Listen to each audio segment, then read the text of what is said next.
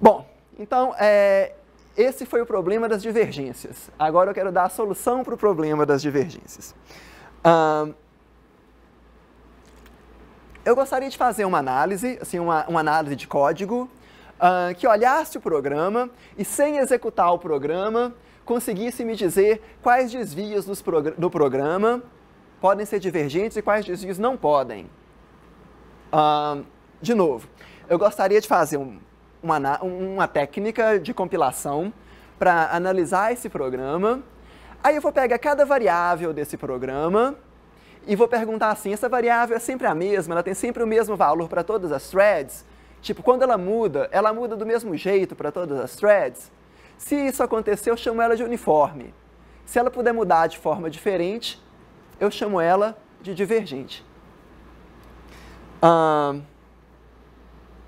Aqui está uma definição recursiva das coisas divergentes. Olha, o identificador de uma thread, ele é sempre divergente. Em outras palavras, duas threads diferentes nunca têm o mesmo identificador. Essa variável aqui, que eu vou chamar de TID, que é o nome da thread, ele é sempre diferente para cada thread. Duas threads diferentes têm TIDs diferentes. Ok? Coisas que são criadas por instruções atômicas, isso aqui é só uma curiosidade, eu não vou falar muito de instruções atômicas por agora, são divergentes também. E tudo que depende de uma variável divergente também é divergente. Aqui eu sinto que é possível que alguns de vocês comecem a ficar com sono. Então é importante que eu faça mais perguntas para que vocês acordem. Olha, aqui está o meu kernel original. Vejam bem, o identificador das threads, ele tem que ser diferente para cada thread por definição, porque senão as threads não vão saber qual trabalho que elas precisam fazer. Então, essa variável, ela nunca é uniforme, ela sempre é diferente para cada thread. Um exemplo de variável atômica, essa macro atominc, ela lê uma variável de memória, ela incrementa a variável, devolve o valor e escreve o valor incrementado na memória. Ela serializa a execução. Tem várias threads tentando fazer aquilo ao mesmo tempo, cada hora uma vai fazer. Então, cada uma vai estar lendo um valor diferente da memória. Então, esse I aqui também é diferente para cada thread. Bom, as definições básicas eu acho que são simples. O problema são as dependências. Se uma variável depende da outra, ela vai ser divergente ou uniforme com base nas suas dependências. Tem dois tipos de dependências, aqui em jargão de compilação. Eu tenho dependências de dados e dependências de controle.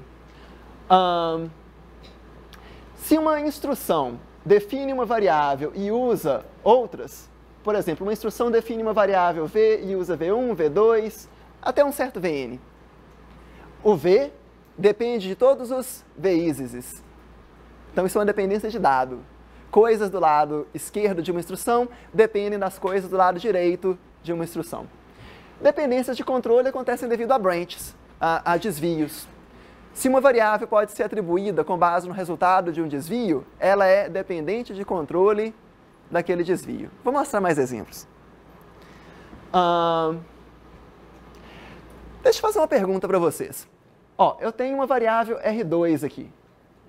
Essa variável R2, move R2 TID, significa pega TID e coloca dentro do registrador R2.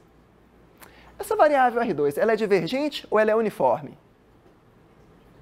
Ela é divergente. Então, TID é divergente, R2 é divergente. Eu estou colocando TID dentro de R2, R2 herda todas as propriedades de TID. E esse R2 aqui, ele é divergente ou ele é uniforme? Eu estou colocando 0 dentro de R2. Isso é uniforme. Então, olha só, estou colocando 0 dentro de R2. Todas as threads estão colocando 0 dentro de R2. Depois, se as threads eventualmente incrementassem R2 juntas, R2 continuaria sendo uniforme, certo? Então, R2 é divergente aqui e é uniforme aqui. Pergunta, e aqui? R2 é divergente ou é uniforme? Em BST, R2 é divergente ou é uniforme? O que vocês acham? O uso de R2? A regra é a seguinte, se uma coisa é divergente colide com uma coisa uniforme, ela fica divergente. Então, R2 é divergente aqui. Isso não está legal, não, porque uma variável é divergente nos pedaços do programa e uniforme em outros pedaços. Eu gostaria de melhorar isso um pouco. O truque para melhorar isso é renomear R2, sempre que a variável é definida. Então, aqui eu tenho R2A e aqui eu tenho R2B. Qual que é o R2 aqui? Bom, depende de qual caminho que eles fazem. Aí eu tenho uma instrução especial chamada FI para juntar R2 aqui e R2B vindo daqui. Pergunta, R2 aqui, definido desse jeito, é divergente ou é uniforme? Divergente, olha só, ele tem um divergente chegando por aqui, um uniforme por aqui. Se divergente encontra uniforme, o resultado é divergente, ok? Esse formato aqui, assim, em que cada variável só é definida uma vez no programa, só tem um lugar onde o nome da variável é definida, esse formato é muito importante. Todo compilador que se preza hoje, internamente, representa um programa assim. A variável só é definida num lugar. Isso facilita muito analisar o programa. Isso chama Static Single Assignment, assim, formato de atribuição estática única. Então, isso foi uma ideia muito esperta em compilação e ela ajuda a gente bastante aqui. Mas, enfim. Eu imagino que na aula anterior vocês tivessem visto alguma coisa sobre grafos, não viram? Assim, uma ou outra palavra sobre grafos, não é? Pois então, grafos são muito importantes em ciência da computação. O que é incrível, né? Porque, assim, ciência da computação tão complexa quanto ela é, tão incrível quanto ela é somente umas bolinhas e uns arames ligando essas bolinhas, certo? Então, se bem que a gente pode fazer muitas coisas difíceis com essas bolinhas e os arames ligando as bolinhas.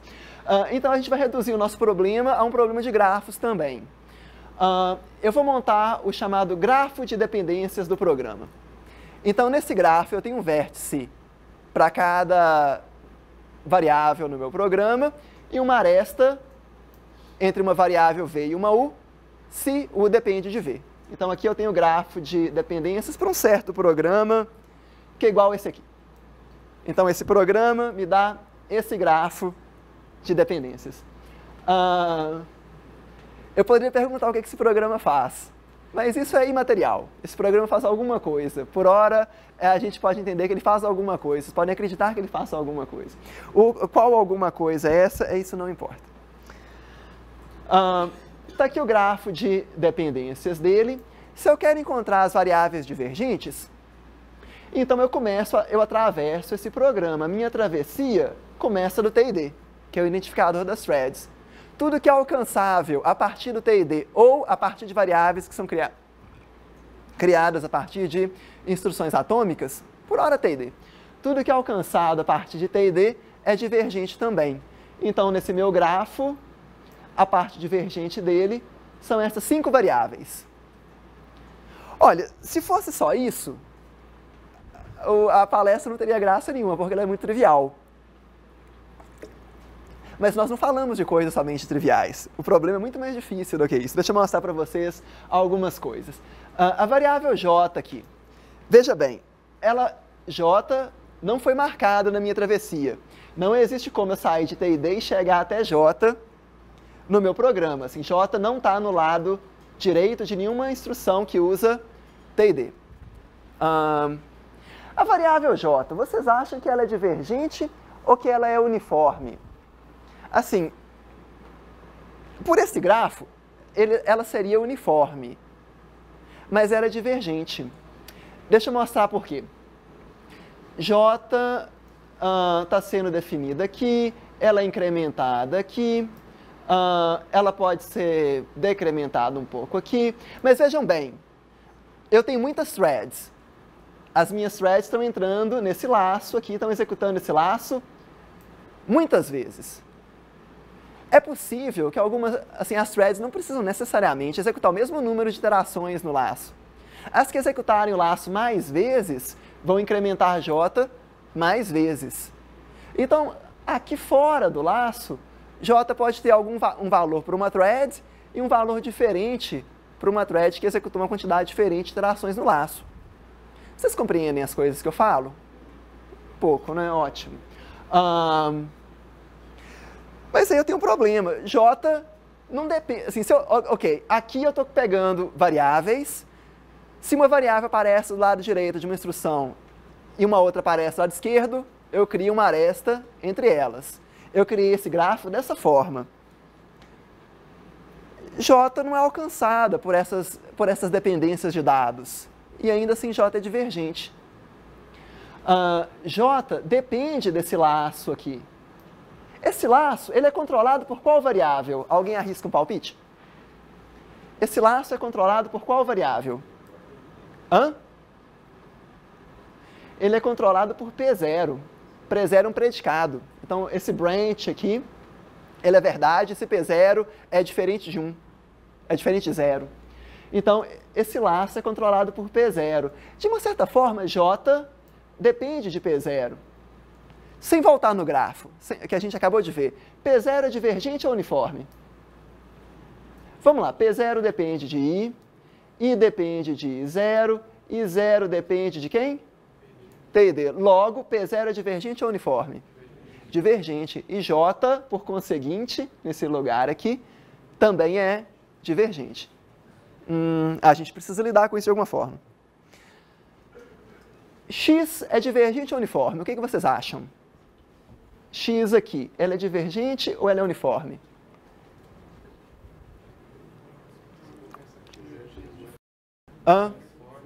Olha só, X pode ser X0 se o programa vier por aqui. E pode ser X1 se o programa vier por aqui. Quem determina para onde o programa vai? P2. P2 é divergente ou uniforme? Divergente. Logo, X é divergente também.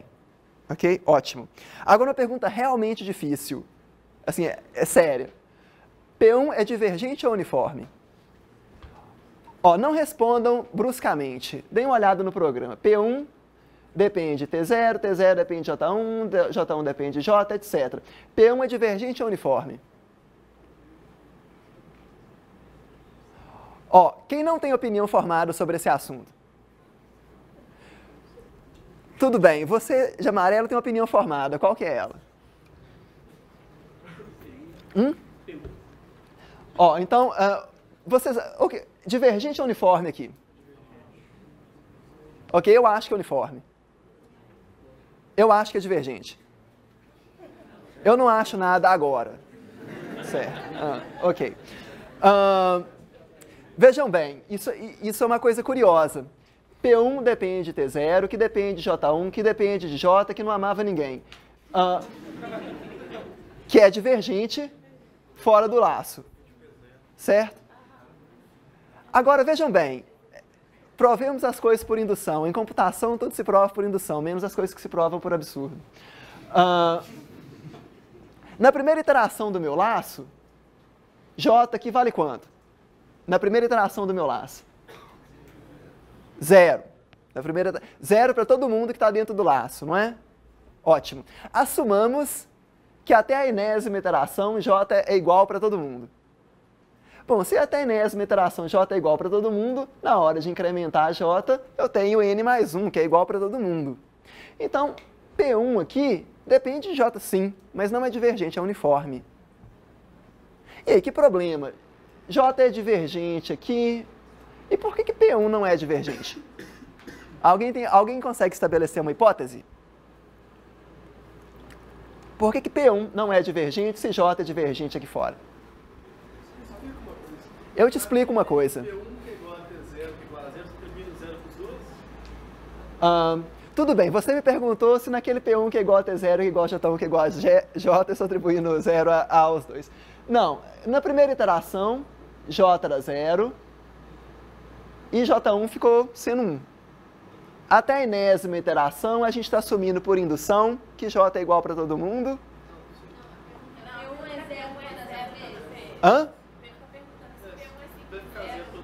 Gente, isso aqui, esse igual aqui é tipo um duplo igual do C. Não, aqui vai ser, hora vai ser 0, hora vai ser não 0, vai ser 1. Certo? Então isso aqui é tipo um duplo igual do C. Certo? É tipo um duplo igual do C. Então, vejam bem o que está acontecendo aqui. J é divergente sim. mas só do lado de fora do laço. Aqui dentro do laço, J é uniforme. E a gente precisa distinguir isso. Eu preciso renomear J nos lugares onde ele é divergente e nos lugares em que ele é uniforme também. Então a gente tem que resolver esse problema. Para resolver isso, eu tenho que lidar com uma coisa chamada dependência de controle. A gente diz que uma variável controla uma outra se o valor da outra depende da variável. Dependendo de P2, x pode ser x0 ou x1. Então, x é dependente, em termos de controle, de P2. Okay? Isso é uma dependência de controle. Quem controla esse laço aqui é qual variável? P0. Todas as variáveis que são atribuídas aqui dentro do laço são dependentes de P0, em termos de controle. Bom, eu preciso encontrar todas as dependências de controle no meu programa. Para eu encontrar as dependências de controle, tem uma teoria muito bonita para fazer isso. Eu uso uma coisa chamada pós-dominador. A definição exata de um pós-dominador nem é tão interessante assim para a palestra de agora, mas eu acho que o interessante é que vocês acreditem, agora por fé, que é possível, usando essa noção de pós-dominância, entender qual que é a região de influência de cada predicado usado num branch. Coisas que são atribuídas dentro dessas regiões de influência são dependentes de quem controla aquela região. Eu vou dar exemplos. Exemplo número 1. Aqui eu tenho um predicado P2. O pós-dominador do P2 é aquele nodo no qual o programa tem que passar para sair de P2 e chegar ao seu final. O pós-dominador de P2 é esse bloco aqui. A região de influência de P2 é tudo entre o branch e o seu pós-dominador. Então aqui é a minha região de influência. Qual que seria a região de influência do predicado P1? Qual que seria a região de influência do predicado P1?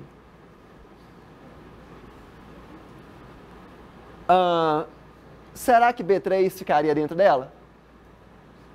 Ficaria, não ficaria? Então, a região de influência de P1 é essa aqui. Tudo que existe entre P1 e o seu pós-dominador. Aquele nodo que cerca P1. Eu não tenho jeito de eu sair do grafo sem passar por B4. Outra pergunta, aqui um pouquinho mais difícil. Qual que é a região de influência de P4?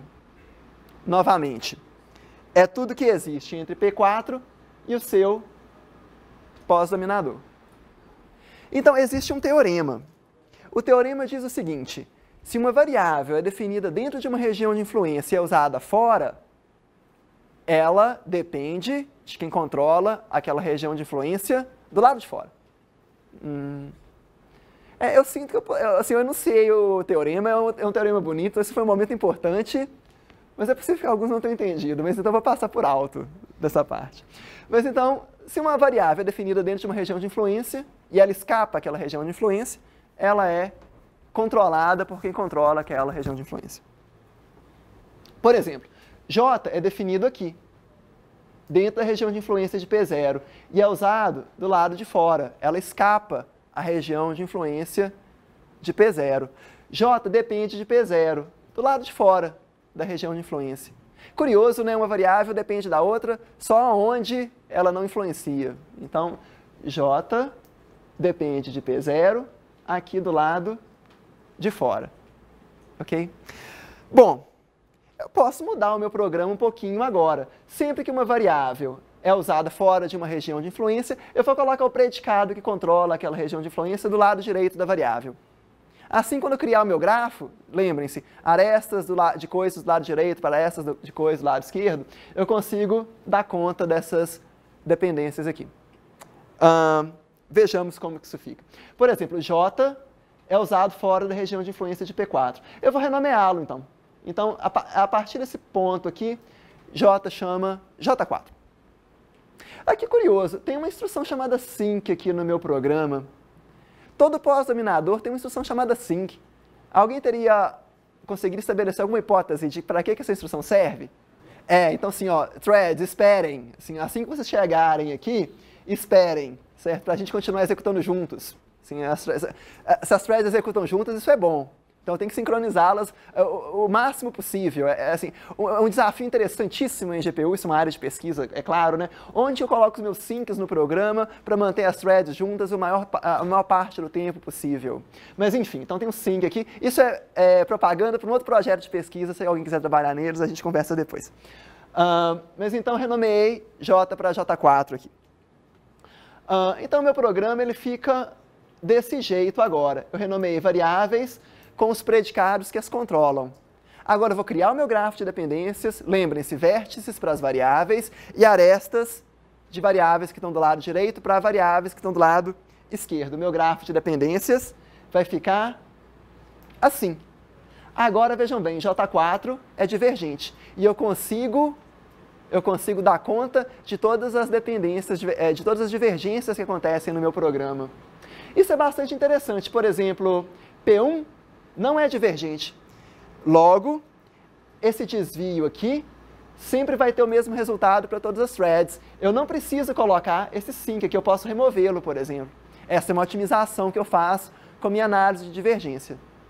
Bom, o que eu faço com a análise de divergências? Né? Eu vou mostrar algumas coisas que eu faço com a análise de divergências. Tem várias coisas que eu faço com a análise de divergência. Uma delas é essa aqui, mas eu vou passar rápido sobre ela. E eu vou falar mais dessa aqui. Alocação de registradores é o problema de decidir onde que eu coloco as variáveis de um programa. Elas podem ficar em registradores ou elas podem ficar em memória. É sempre bom deixar as variáveis em registradores, porque os registradores são super rápidos. São tipo a Ayrton Senna das arquiteturas. E a memória é lenta. Só que eu tenho pouquíssimos registradores. A Ayrton Senna só tem um, não é? Então, assim, eu tenho pouquíssimos registradores. E a memória eu tenho muita, certo? Então, um problema interessantíssimo é quais variáveis eu coloco em registradores e quais eu coloco em memória. Bom, algumas variáveis não cabem em memória. Se elas não cabem em memória, o que eu tenho que fazer... Desculpa, algumas variáveis não cabem em registradores. Se elas não cabem em registradores, eu preciso mapeá-las em memória. Para eu mapeá-las em memória, tem algumas possibilidades.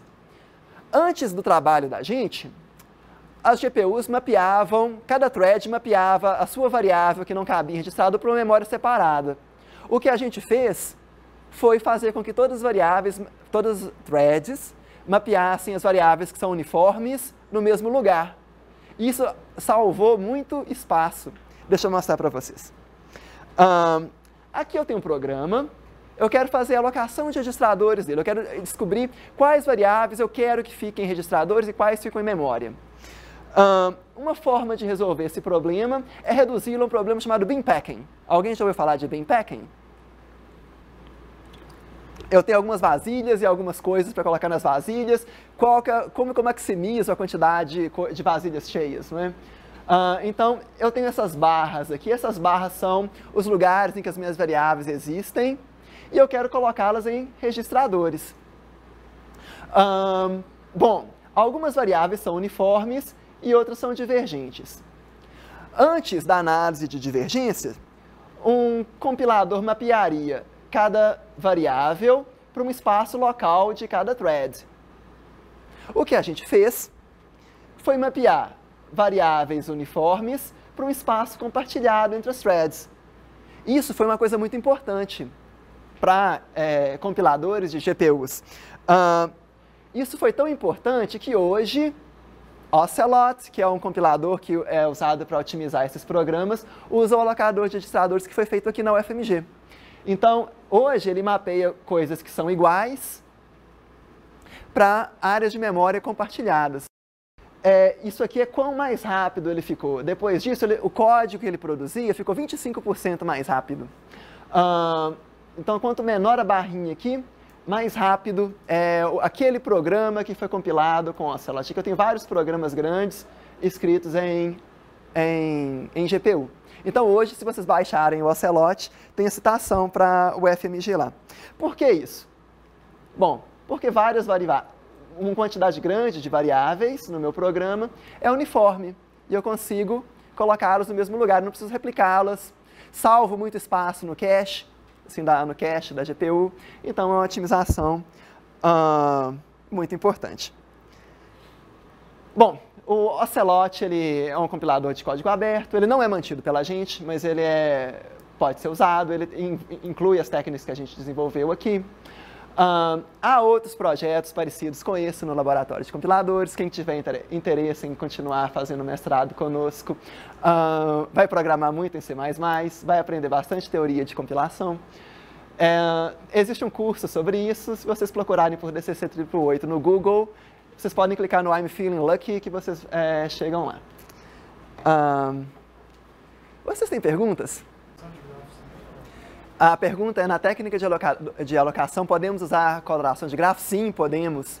Aqui a gente usou um algoritmo chamado Linear Scan, que é um algoritmo bastante utilizado, por exemplo, pelo compilador de JavaScript que a gente tinha trabalhado antes. A gente pode usar outras técnicas para fazer alocação a registradores, podemos usar coloração de grafo, sim. Você conseguiu resultados melhores com ela? Você testou as outras também? Não, assim, a gente não implementou outras técnicas, elas dão muito trabalho de implementar. Pessoal, vamos agradecer.